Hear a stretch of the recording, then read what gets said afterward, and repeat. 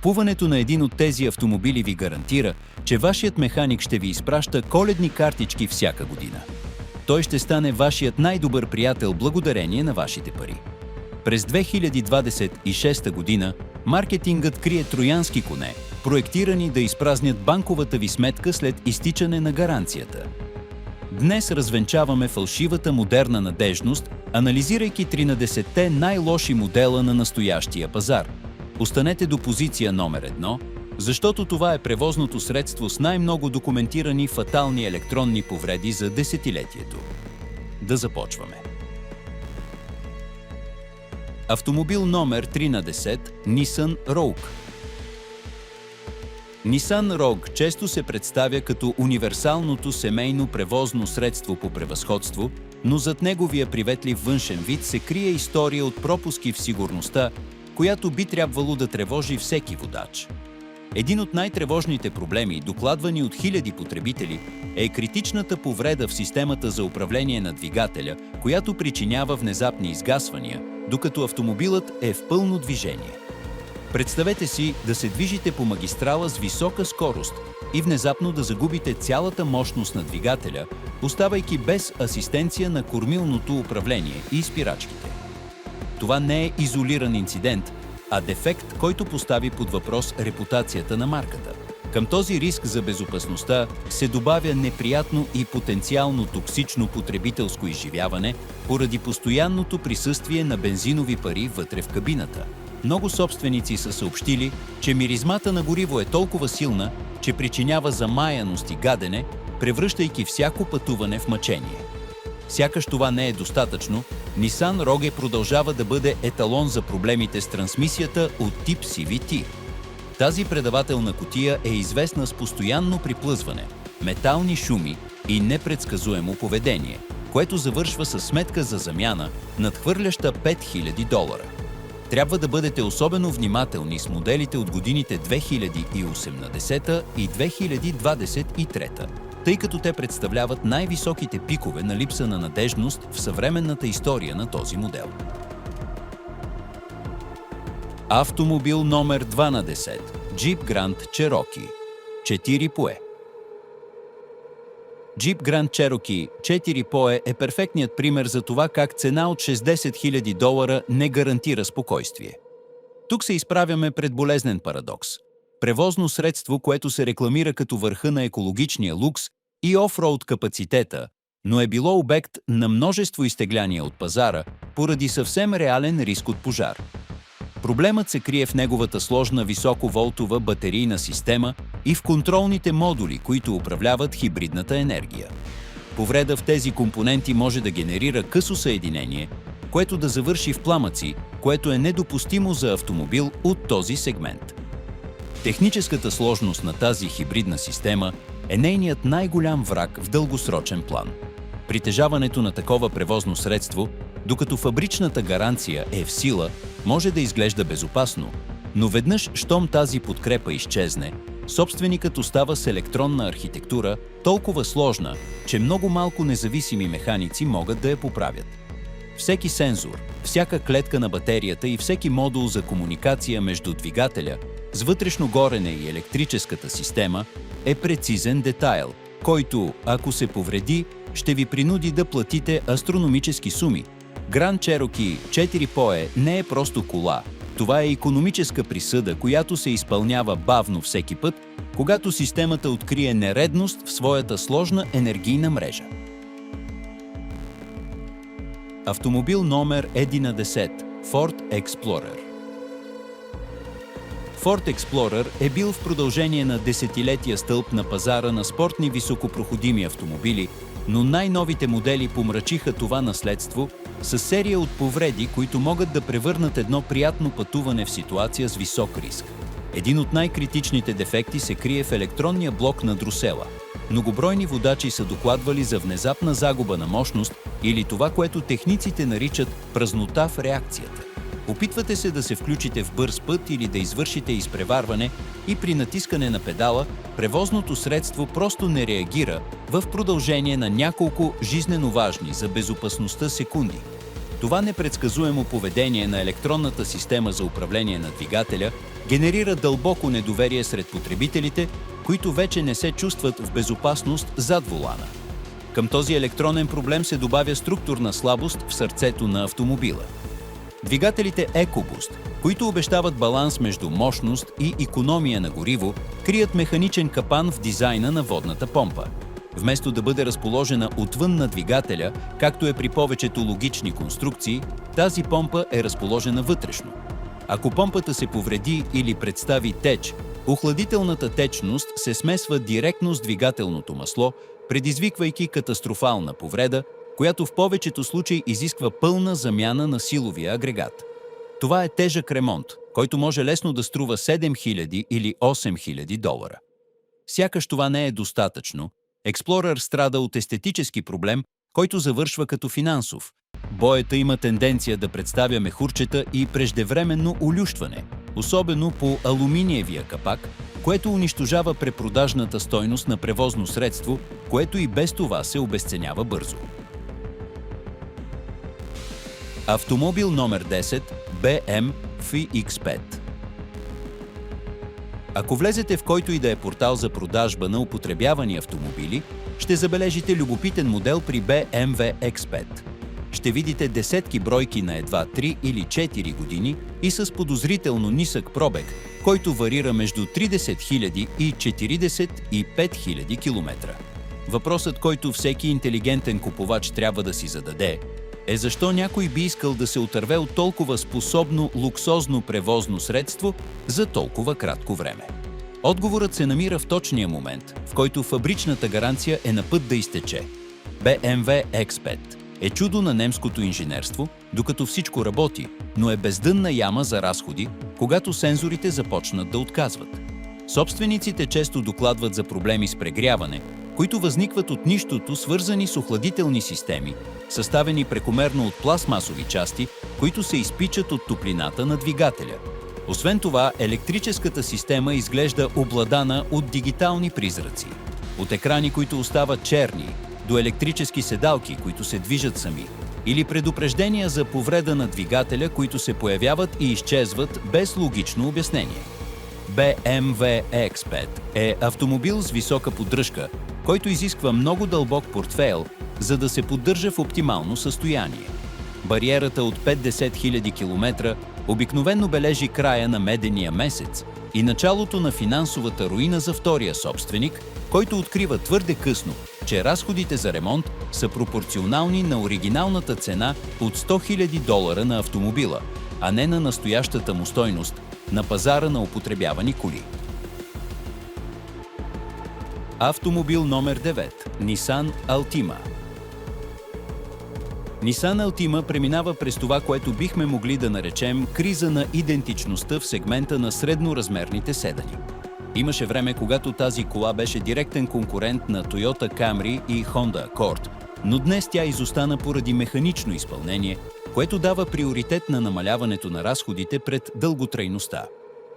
Една от най-ниските точки в нейната съвременна история се намира в модела от 2018 година. Потребителите от този период са документирали проблеми с рязко ускорение и интензивни вибрации, които се предават на цялото купе, когато превозното средство достигне магистрални скорости. Тези вибрации обикновено не са проблем на баланса на гумите, а симптом на нещо много по-сериозно в задвижващия тракт. Отново се срещаме с печално известната CVT трансмисия на Nissan, която в Altima изглежда има екстремна чувствителност, дори ако програмата за поддръжка се следва стриктно. Тази трансмисия е предразположена към прегряване и ускорена деградация на флуида, което кара колата да губи своята способност за реакция или директно да остава на свободна скорост в опасни кръстовища. Това е превозно средство, което може да изглежда модерно и да предлага удобен интериор с много технология за асистенция на водача, но механично продължава да влачи греховете на една архитектура, която се е доказала като ненадежна в дългосрочен план. Купуването на Altima днес означава да игнорирате предупрежденията на милиони собственици, които са трябвало да се справят с счупени предавателни кутии много преди да достигнат 100 000 км употреба. Автомобил номер ОМ Chrysler Pacifica. Chrysler Pacifica беше представена като преоткриването на минивана, превозно средство, заредено с лукс и технология, с хибриден вариант, с възможност за включване в мрежата, който обещаваше безпрецедентна ефективност в своя сегмент. Въпреки това, под тази елегантна и функционална карусерия се крие един от най-тревожните проблеми с безопасността от последното десетилетие.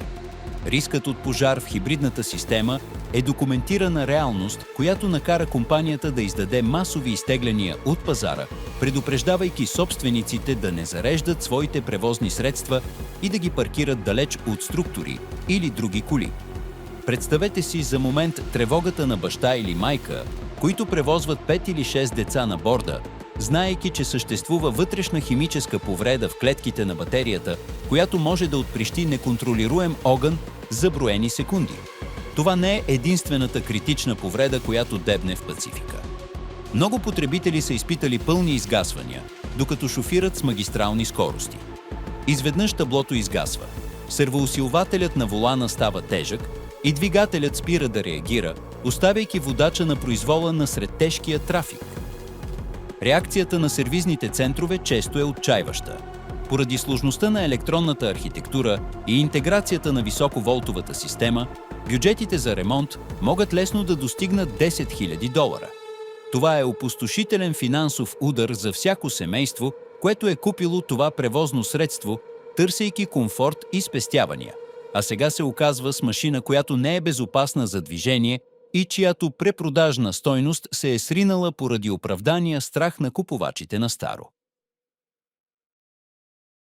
Автомобил номер 7 Jeep Wrangler 4 POE.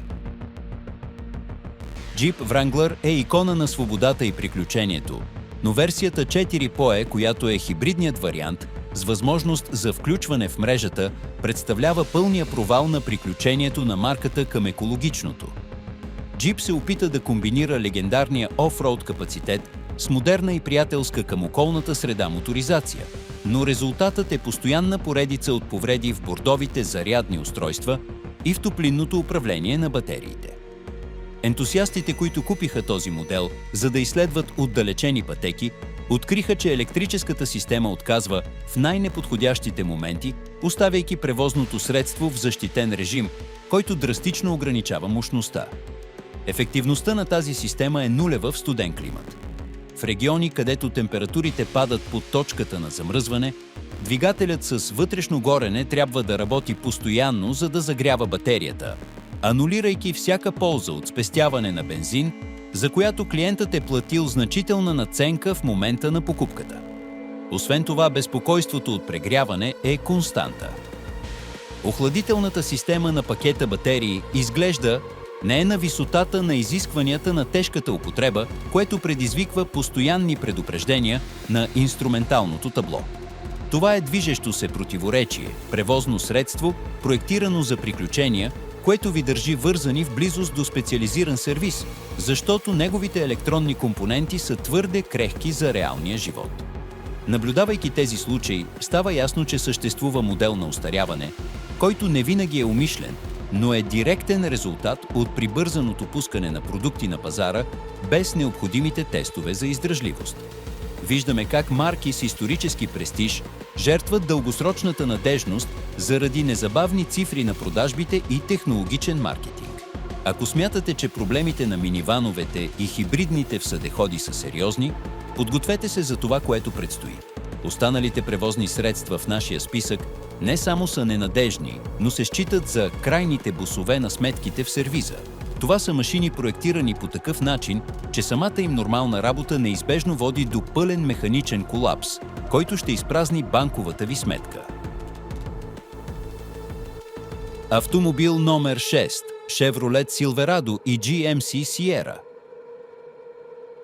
Пикапите в пълен размер на General Motors, Chevrolet Silverado и GMC Sierra са предпочитаните работни инструменти за милиони хора, но те крият фатален дефект в своите V8 двигатели от 5,3 и 6,2 литра. Катастрофата е съсредоточена в системата за активно управление на горивото, известна като AFM, по нейните съкращения на английски език.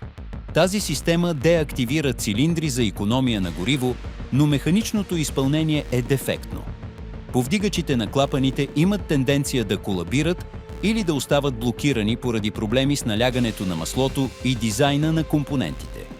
Когато това се случи, двигателят започва да прекъсва, да издава тревожни метални звуци и в много случаи остатъците от метал от разрушения повдигач пътуват из цялата система за смазване, съсипвайки разпределителния вал и други вътрешни компоненти.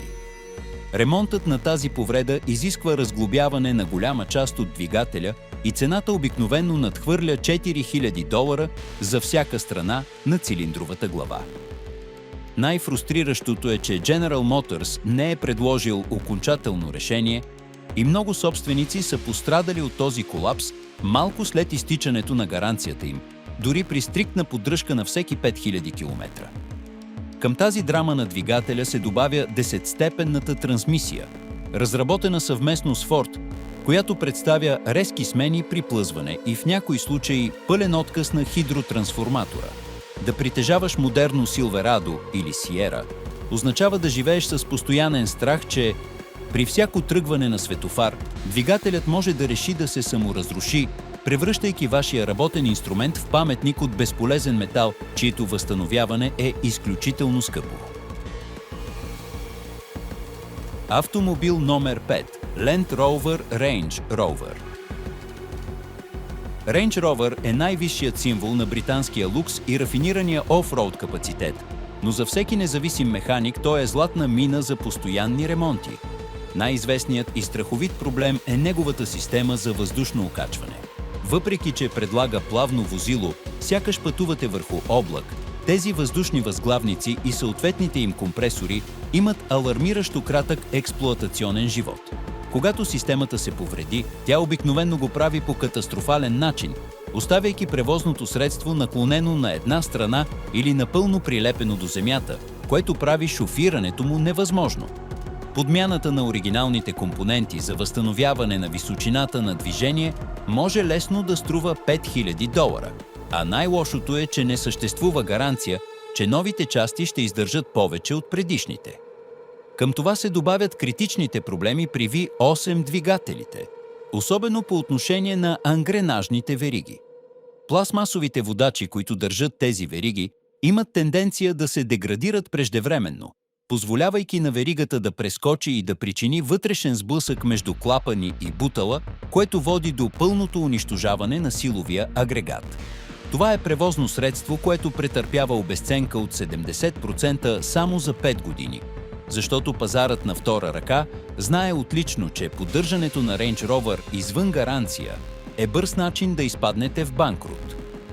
Този, който купи един от тези употребявани автомобили за част от оригиналната му цена, скоро открива, че разходите за поддръжка продължават да бъдат като за кола от $120 000. Автомобил номер 4 – Jaguar F-Pace. Jaguar се опита да капитализира от треската по луксозните камионетки с модела F-Pace, но донесе със себе си всички електрически призраци, които преследват марката от десетилетия. Това превозно средство изглежда има електроника със собствен живот. Собствениците често съобщават, че екраните замръзват, озвучителната система спира да излъчва аудио без видима причина, а асистентите на водача пускат сигнали за грешка, които изчезват и се появяват отново като призраци в машината.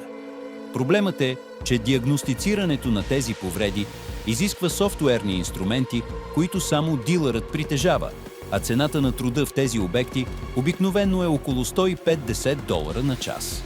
Трансмисията, доставена от компанията ZF, която обикновено е много надежна при други марки, изглежда има колеблива калибрация в Jaguar, предизвиквайки придърпвания и усещане за липса на комуникация между двигателя и колелата.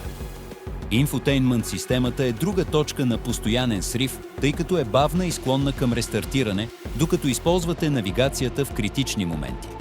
Това е превозно средство, което е красиво за съзерцание и вълнуващо за шофиране, когато всичко работи, но тези моменти на хармония са оскъдни в сравнение с седмиците, които може да прекара в сервиза, чакайки електронен модул, който трябва да бъде изпратен от Англия. Механичният кошмар на F-Pace се разпростира и до неговата охладителна система, която използва пластмасови тръби, имащи тенденция да се кристализират преждевременно под екстремната топлина на двигателя. След като тези връзки поддадат, охладителната течност се разпръсква върху електрическите компоненти, предизвиквайки къси съединения, които могат да струват повече от $4000 само за окабеляване. Към това се добавя, че обезценката на този модел е една от най-агресивните в луксозния сегмент, губейки до 60% от стойността си през първите 4 години. Купуването на един употребяван е по същество придобиване на месечен абонамент за сервиза, където диагностиката за кислородни сензори или повреди в задния диференциал се превръщат в редовни разходи, които източват всяка банкова сметка. Това е елегантна котка, която драска дълбоко в джоба на онзи, който се опитва да я поддържа след изтичане на фабричната гаранция. Автомобил номер 3 – Volkswagen Taos. Появата на Volkswagen Taos на пазара беше посрещната с ентусиазъм, но бързо се превърна в главоболие за сервизните отдели. 1,5-литровият турбодвигател представи тревожна история на пукнатини в блока на двигателя.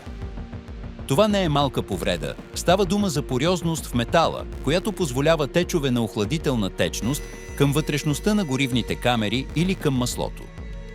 Това не само причинява внезапни прегрявания, но може да унищожи двигателя напълно, ако не бъде открито на време. Да видиш превозно средство на по-малко от 20 000 км, изискващо пълна замяна на двигателя, е нещо, което сериозно накърни репутацията на немската марка за здравина. Освен това, трансмисията с двоен съединител, известна като DSG, продължава да бъде слабо място в среди с тежък трафик.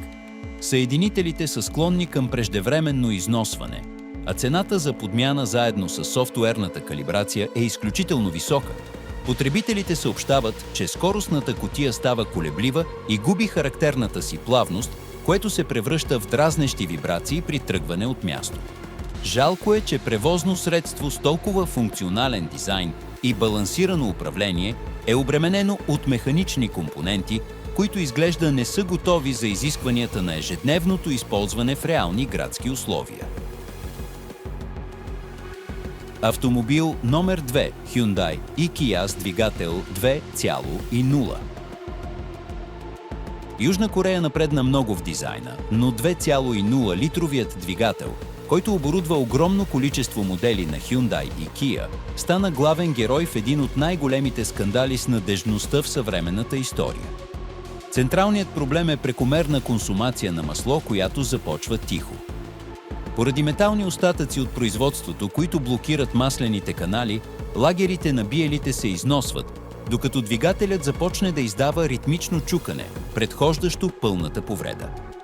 В много случаи това износване генерира толкова топлина, че двигателят се запалва спонтанно, дори когато превозното средство е паркирано и изключено. Стресът след изтичане на гаранцията за собствениците на тези коли е огромен. Въпреки че марките удължиха гаранциите на някои пазари поради колективни съдебни искове, много собственици остават извън тези ползи заради юридически технически детайли. Знанието, че шофирате кола, която може да изгасне насред завой или, още по-лошо, да се запали с вас вътре, създава недоверие, което никое количество сензорни екрани или хубави покрития не може да компенсира. Количеството двигатели, заменени от тези марки през последните 5 години, е астрономическо и остава напомняне, че спестяването от процеси на почистване на монтажната линия може да струва милиарди долари в обезщетения и ремонти. Автомобил номер 1 – Fiat 500L. Стигнахме до превозното средство, което много експерти и потребители единодушно посочват като най-лошото от всички поради уникална комбинация от механични повреди, нискокачествени материали и девалвация, граничеща с абсурда. Fiat 500L е перфектният пример за това как не трябва да се произвежда семейно превозно средство. Неговият основен грях е трансмисията с двоен съединител, която е доказала, че дефектира при 30 000 км употреба. Водачите изпитват пълна загуба на сцепление в моменти на ускорение, което превръща маневрата за включване в трафика в ситуация на живот или смърт. Разходите за ремонт на тази трансмисия са непропорционални в сравнение с общата стойност на колата.